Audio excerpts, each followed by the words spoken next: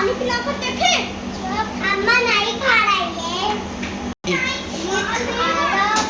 तुझे खोखो से तूने तो कहा नहीं खाया।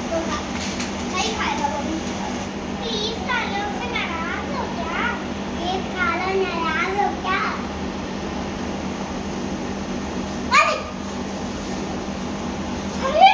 क्या लिया फेंक देनी वो बस। वो थी डब्बा, वो थी उसमें ही खाना है ना, ये वो डब्बा दिए।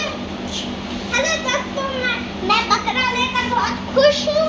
आज मेरी ये भी पिया जब ये डिब्बा अम्मा मैं भी पिला तो मैं इसके लिए रोता हूँ। फिर ये नया आएगा, फिर मिलता है, फिर हम लोग कल जाते हैं, फिर मेरे को मिलता है बकरा। अम्मा मैं बोलती अम्मा ये डिब्बा तो टूटा है।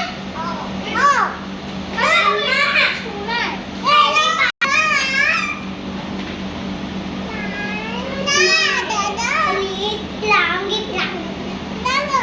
अम्मा मैं एक कप पानी पिलाऊंगी। अरे वो रस्सी है। इनका पानी